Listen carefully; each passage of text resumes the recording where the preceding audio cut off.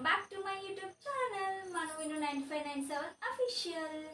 So hello అందరూ ఎలా ఉన్నారు? నేనైతే బాగున్నానండి. సో మీరందరూ కూడా బాగున్నారని నేను అనుకుంటున్నాను. సో ఈరోజు వచ్చేసి తొలి ఏకాదశి అండి, తొలి ఏకాదశి ఫెస్టివల్. సో చాలా మంది ఈరోజు గుడికి వెళ్తారు, ఫాస్టింగ్స్ ఉంటారు, పూజలు చేసుకుంటారు. సో ఇది చాలా ఇంపార్టెంట్ అండి. సో మన తెలుగులో ఈ ఫెస్టివల్ తర్వాతనే మిగతా అన్ని ఫెస్టివల్స్ అన్నవి స్టార్ట్ అవుతాయి. చూడండి, ఇప్పుడు తొలి ఏకాదశి వస్తుంది, నెక్స్ట్ బోనాలు స్టార్ట్ అవుతాయి, నెక్స్ట్ రాఖీ, నెక్స్ట్ వరలక్ష్మి వ్రతం, ఇవన్నీ ఇంకా కంటిన్యూస్గా స్టార్ట్ అవుతుంటాయి. సో తొలి ఏకాదశి అన్నది ఫెస్టివల్స్ అన్నిటికీ స్టార్టింగ్ అన్నట్టు అనుకోవచ్చు. సో ఇక్కడ చూస్తున్నారు కదా, కిచెన్లో అయితే ఉన్నాను. సో మీకు ఇప్పటికీ అర్థం అయిపోయి ఉండొచ్చు నేను కిచెన్లో ఉన్నాను. సో డెఫినెట్లీ కుకింగ్ రెసిపీ వస్తుందని. సో ఈ రోజు వ్లాగ్ ఏంటో చూసేద్దామా?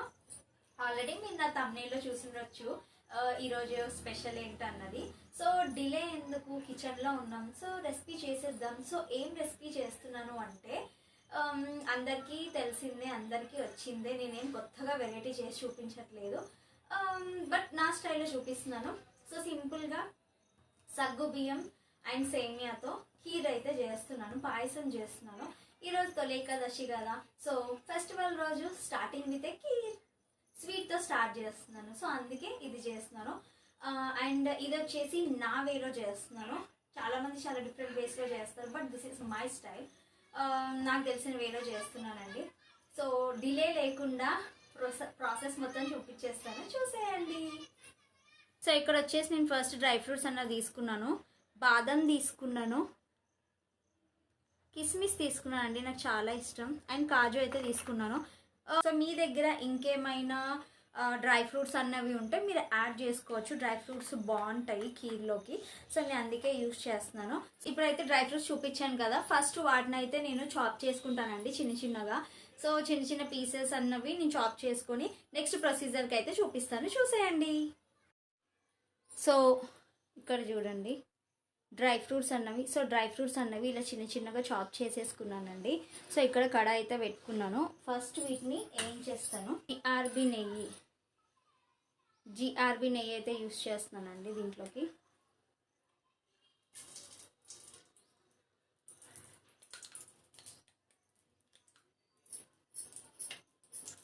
హీట్ అయింది. ఫస్ట్ వచ్చేసి బాదం వేసుకోవాలండి.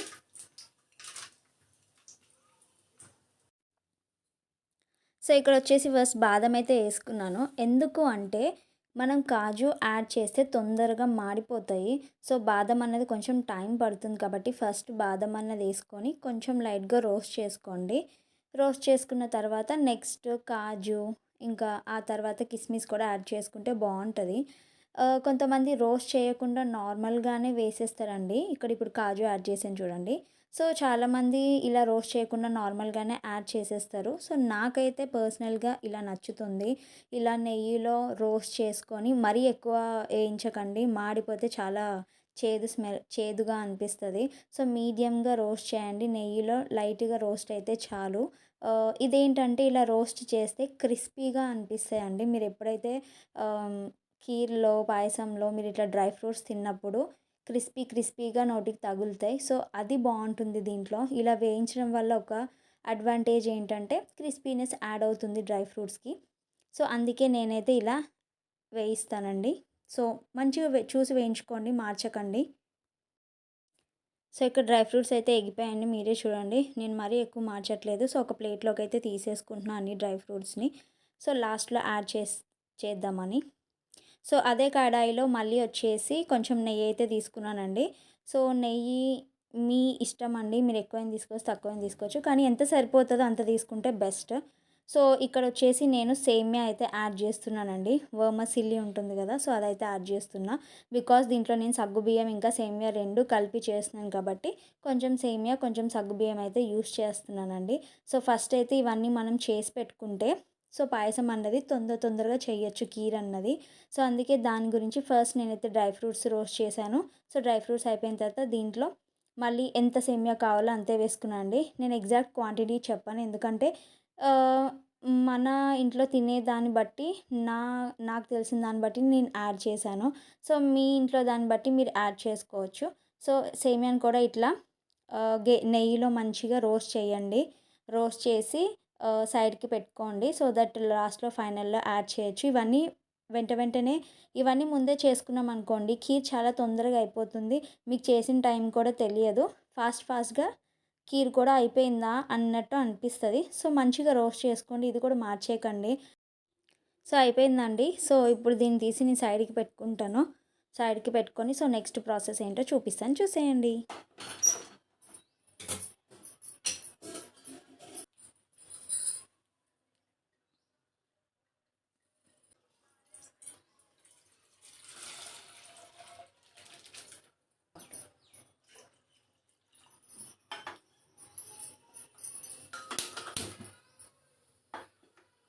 సో, ఇక్కడొచ్చేసి నేను మిల్క్ అయితే చూపిచ్చాను గదా! ఆరోగ్య మిల్క్ అయితే తీసుకున్నాను. మీకు ఒకవేళ ఫుల్ ఫ్యాట్ మిల్క్ ఇష్టమైతే మీరు ఫుల్ ఫ్యాట్ మిల్క్ అయినా యూజ్ చేయండి. క్రీమీగా ఉంటుంది అప్పుడు కీర్ అన్నది. ఇప్పుడైతే నేను పాలు వేసి కొంచెం మరగడానికి పెట్టాను.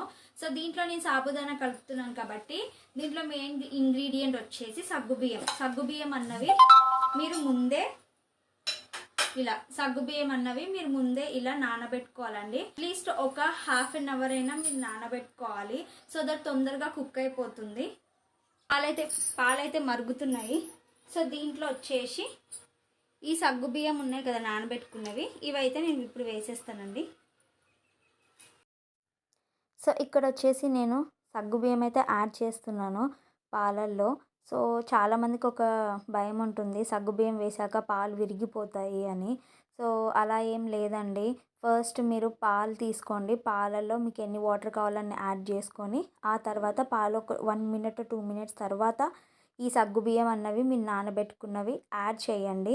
సో ఇలా చేయడం వల్ల మీకు డెఫినెట్గా పాలన్నవి ఇరగవు అండ్ టేస్ట్ కూడా చాలా బాగుంటుంది. టైం కూడా చాలా తక్కువ పడుతుంది. అండ్ సగ్గుబియ్యం కూడా ఉడికించుకోవడానికి టైం ఎక్కువ పట్టదు. ఎందుకంటే మనం ఆల్రెడీ హాఫ్ అన్ అవర్ సగ్గుబియ్యం వచ్చి నానబెట్టాము. సో తొందరగానే కుక్ అయిపోతుందండి. అండ్ ఫస్ట్‌లో నాకు వంట రానప్పుడు సగ్గుబియ్యం ఉడికిందా లేదా అని అనిపిస్తుండే. సో దాని తర్వాత తెలుసుకున్నది ఏంటి అంటే సగ్గుబియ్యం ఉడికిందా లేదా అని తెలిసేది ఏంటి, ఫస్ట్ సగ్గుబియ్యం అన్నది వైట్ కలర్‌గా ఉంటుంది కదా! కానీ సగ్గుబియ్యం ఒక్కసారి ఉడికిన తర్వాత అది ట్రాన్స్‌పరెంట్‌గా అవుతుంది. సో మనకే తెలిసిపోతుంది. ట్రాన్స్‌పరెంట్‌గా ఎప్పుడు అవుతదో అప్పుడు సగ్గుబియ్యం ఉడికిపోయినట్టే. సో ఇంకా డిలే చేయొద్దప్పుడు. ఇప్పుడైతే తొందరగానే అయిపోతదండి. బికాజ్ మనం నానబెట్టి చేస్తున్నాం కాబట్టి. లేదు మీరు అప్పటికప్పుడు చేస్తున్నారంటే డెఫినెట్‌గా సగ్గుబియ్యం టైం పడతది ఉడకడానికి. అందుకే ఎప్పుడైనా మీరు ఇలా చేయాలి అనుకుంటే ముందే హాఫ్ అన్ అవర్ ముందే సగ్గుబియ్యంని నానబెట్టండి. సో ఇక్కడ నాకు సగ్గుబియ్యం అయితే ఉడికిపోయింది మంచిగా. సో ఇప్పుడు నేను దీంట్లో వచ్చేసి ఆల్రెడీ నెయ్యిలో రోస్ట్ చేసుకున్న సేమియాని అయితే యాడ్ చేస్తున్నాను. సో ఇక్కడ నేను డైరెక్ట్ వేసేస్తున్నాను. బికాజ్ నేను కొంచెం క్వాంటిటీ చేస్తున్నాను కాబట్టి డైరెక్ట్గా ఇలా యాడ్ చేసేస్తున్నా. ఇఫ్ ఇన్ కేస్ మీరు కొంచెం ఎక్కువ క్వాంటిటీ చేస్తున్నట్టయితే ఇలా యాడ్ చేయకండి. ఎందుకంటే వేడి మీద ఉండడం వల్ల అది ఉండలు కట్టేస్తుంది. కొంచెం వేసుకొని కలుపుకోండి. లేదా కలుపుతూ వేయండి. ఇప్పుడు మనం ఉప్మా ఎలా చేస్తాం అలా కలుపుతూ వేయండి. ఎందుకంటే లంప్స్ అనేవి ఫామ్ అయిపోతాయి. తక్కువ క్వాంటిటీకి అయితే ఏం కాదులేండి. సో వేసిన తర్వాత మంచిగా కలుపుకోండి సేమియాని. అండ్ సేమియాని కూడా గంటల తరబడి చేయకండి. కీర్ చాలా ఈజీ తొందరగా అయిపోతుంది. ఆల్రెడీ మనం సేమియాని నెయ్యిలో రోస్ట్ చేసాం కాబట్టి హార్డ్లీ 5 మినిట్స్ కూడా పట్టదండి. పాలు వేడిగా ఉన్నాయి. ఆల్రెడీ సాబుదానా కూడా అయిపోయింది, ఉడికిపోయింది. సేమియా ఎంతసేపు ఉడుకుతుందండి. సో ఎక్కువసేపు ఉడకబెట్టకండి.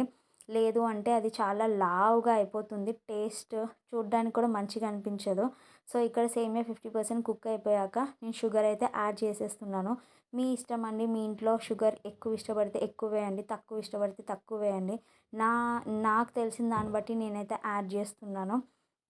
సో ఇక్కడ మీరు ఇలాచీ కూడా యాడ్ చేయండి.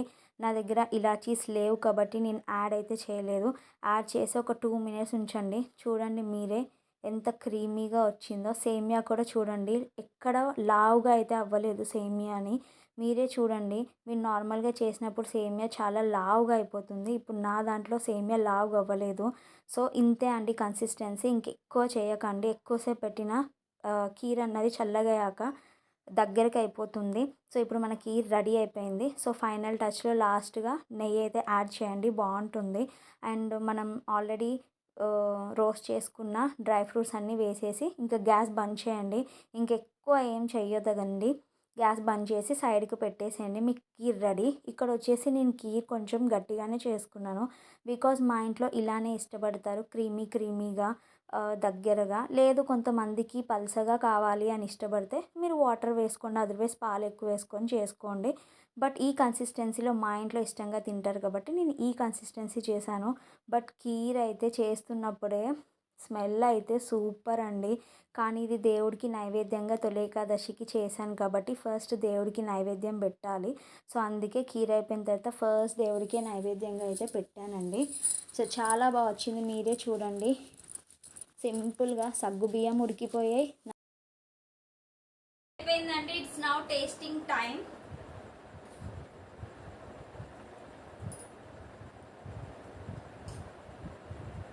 వావ్, సో యమ్మీ అండి. క్రీమీగా ఉంది. ఇంకా నేను దీంట్లో ఇలాచీ అయితే వేయలేదు, నా దగ్గర లేదని. మీ దగ్గర ఉంటే యాడ్ చేయండి. చాలా చాలా బాగా వచ్చింది. నోట్లో పెట్టుకోగానే కరిగిపోయి వెళ్ళిపోతుంది.